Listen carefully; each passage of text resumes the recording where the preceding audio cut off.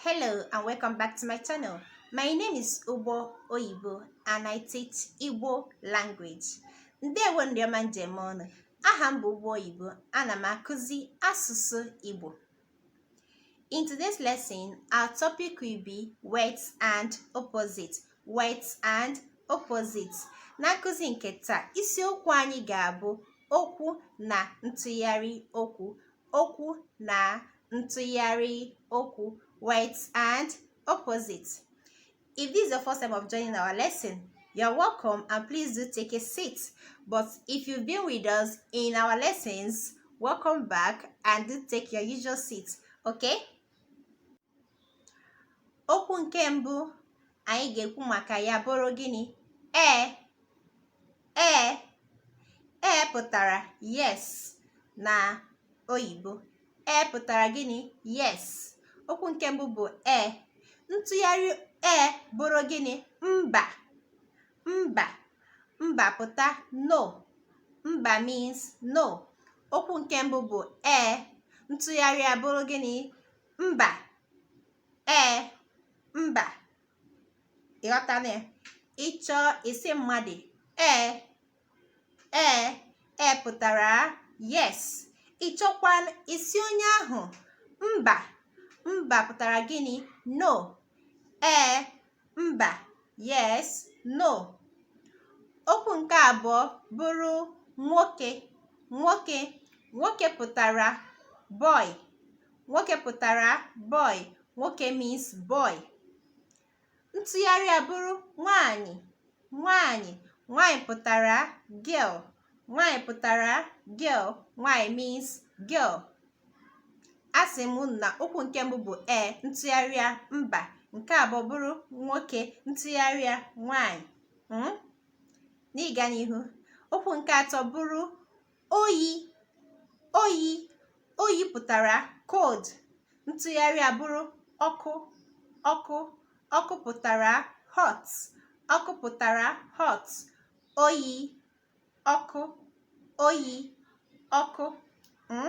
Oyi cold, ọkụ, hot, oyi, ọkụ. Okwu nke ọzọ bụrụ isi pụtara head. Isi pụtara head. Ntụgharị abụrụ gịnị? Ọdụ. Ntụgharị abụrụ gịnị? Ọdụ. Ọdụ pụtara tail. Ọdụ pụtara tail. Pụtara means. Pụtara is means. Okay? So when you hear me say pụtara, that means means. means. Alright? Isi, ọdụ, oyi, ọkụ, nwoke, nwanyị. Mba. Ka anyị na-agakwa n'iru. Anyị nwere mbụ pụtara first. Mbụ pụtara first. Mbụ first. Ntụgharị abụrụ gịnị? Ikpeazụ pụtara last. Mbụ ikpeazụ. Alright. Anyị nwekwara anyanwụ pụtara sun. Anyanwụ pụtara sun. Ntụgharị abụrụ gịnị? Ọnwa pụtara moon. Anyanwụ, ọnwa, sun, moon. Anyanwụ, ọnwa. Anyị nwekwara ọchị pụtara laughter. Ọchị pụtara laughter. Anyị nwekwa akwa. Ntụgharị ọchị bụ gịnị? Akwa pụtara cry. Ọchị, akwa. Ntụgharị ọchị bụ gịnị? Akwa, cry. Ọchị, laughter. Akwa, cry. N'ịga n'ihu, anyị nwere ụtụtụ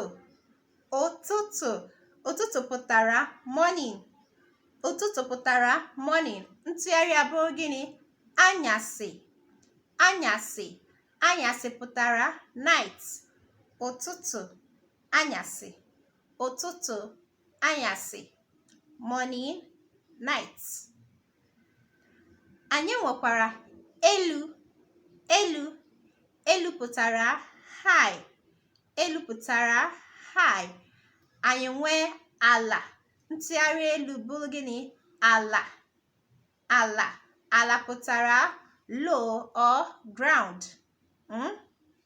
Elu, ala. Elu, ala. Elu, high. Ala, low. Alright? Ntụgharị elu bụrụ gịnị? Ala. Ihe adịghị elu, ọ dị gịnị? Ala. If something is not up, it will be down. Elu, ala. Elu, high. Ala, low. Alright? Anyị nwere mbido. Mbido. Mbido means beginning. Mbido pụtara gịnị? Beginning. Beginning. Mbido. Ntụgharị abụrụ gịnị? Njedebe. Njedebe. Njedebe pụtara end. Beginning, end. Mbido, njedebe. Beginning, end. Mbido, njedebe. Ntụgharị mbido bụ gịnị? Njedebe. Mbido pụtara beginning. Njedebe pụtara end. Anyị nwekwara ochie. Ochie. Ochie. Ochie pụtara old. Ochie pụtara old. Ochie means old. Ntụgharị a, the opposite means ọhụụ. Ọhụụ maọbụ ịkpọ ya ọhụrụ. Ochie, ọhụrụ. Ochie, ọhụrụ. Ochie pụtara old. Ọhụrụ pụta gịnị? New. Ochie, ọhụrụ. Old, new. Ochie, ọhụrụ. Anyị nwekwara n'ime. N'ime. N'ime pụtara inside. Inside. N'ime. Inside. Ntụgharị abụrụ gịnị? N'ezi. N'ezi. N'ezi pụtara outside. Outside. Inside. Outside. N'ime. Inside. N'ezi. Outside. Ntụgharị n'ime bụ gịnị? N'ezi. Ihe adịghị n'ime, ọ dị gịnị? N'ezi. N'ime, n'ezi. N'ime pụtara inside. N'ezi pụta gịnị? Outside. N'ime, n'ezi. Ị na-enwetakwa ya? Eji m n'aka na ị na-enweta ya. Ịdị ya enweta ya, nachie azụ ka ịnenakwa onyonyo a bido na mbido ya wee ruo ebe a anyị nọ. Ị ga-enweta ya. Lụtakwa ka ị na-ede ya ede o. Na-ede ya ka ị wee jiri ihe a ede wee na-agụkwa ya mgbe ị nelechara onyonyo a. Anyị nwere aṅụrị. Aṅụrị. Aṅụrị pụtara happy. Aṅụrị pụtara happy. Ntụgharị abụrụ gịnị? Iwe. Iwe. Opposite of happy is sad. Iwe, sad.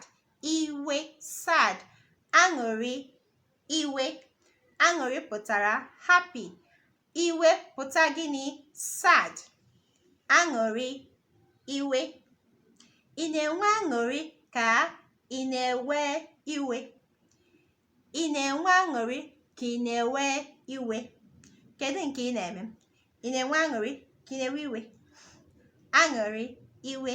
Aṅụrị pụtara happy. Iwe pụta gịnị? Sad. Okwu ọzọ nwekwa ntụgharị bụ gịnị? Ogologo. Ogologo. Ogologo pụtara tall. Ogologo pụtara tall. Ntụgharị abụọ gịnị? Mkpụmkpụ. Mkpụmkpụ. Ị so na ndị toro ogologo ka ị so na ndị dị mkpụmkpụ? Ogologo pụtara tall. Mkpụmkpụ pụta gịnị? Short. Mkpụmkpụ. Mkpụmkpụ, short. Ogologo, tall. Mkpụmkpụ, short. ogologo, ntụgharị abụ gịnị? Mkpụmkpụ. Anyị nwekwa eluigwe. Eluigwe means heaven. Eluigwe means heaven. Anyị nwere eluigwe, nwekwa ụwa, earth, earth. Eluigwe, ụwa. Ntụgharị eluigwe bụ gịnị? Ụwa. Eluigwe, the opposite is ụwa, earth. Ntụgharị pụtara opposite. Eluigwe, heaven, opposite. Ụwa, earth. Eluigwe, ụwa. Eluigwe, ụwa. Chineke anyị nọ n'eluigwe, anyị nwa nọrọ n'ụwa. Our God is in heaven while we are on earth. Eluigwe, ụwa. Heaven, earth. Anyị nwekwara ife. Ife means light. Ife means light. Ntụgharị abụrụ gịnị? Ọchịchịrị. Ọchịchịrị pụtara darkness. Darkness, light, ife. Ọchịchịrị, darkness. Ntụgharị ife bụ gịnị? Ọchịchịrị. Ị nọ n'ife ka ị nọ n'ọchịchịrị? Anyị nwekwara nnukwu. Big. Nnukwu, big. Anyị nwekwara obere, small. Nnukwu, obere. Nnukwu, obere. Big, small. Nnukwu means big. Obere means small. Nnukwu, obere. Ntụgharị nnukwu bụ gịnị? Obere. Nnukwu, big. Obere, small. Nnukwu, obere. Anyị nwekwara ndụ. Ndụ means life. Ndụ means life. Ntụgharị abụrụ ọnwụ. Ọnwụ means death. Ndụ, ọnwụ, life, death. Ndụ, ọnwụ, life, death. N'ịga n'iru, anyị nwere aka nri. Right. Aka ekpe, left. Aka nri, aka ekpe. Gaa aka nri ma ọ bụ ị gaa aka ekpe. Gaa aka nri ma ọ bụ gịnị? Ị gaa aka ekpe. Right, left. Aka nri, right. Aka ekpe, left. Anyị nwekwara meghe. Meghe pụtara open. Meghe pụtara open. Ntụgharị abụrụ gịnị? Mechie. Mechie pụtara close. Mechie pụtara close. Meghe, mechie. Meghe, mechie. Meghe, mechie. Open, close. Open, close. Meghe, mechie. Anyị nwere bịa. Bịa pụtara come. Bịa pụtara come. Ntụgharị abụrụ gịnị? Pụọ. Pụọ pụtara go. Pụọ pụtara gịnị? Go. Bịa, pụọ. Bịa, pụọ. Come, go. Anyị nwekwara ihu.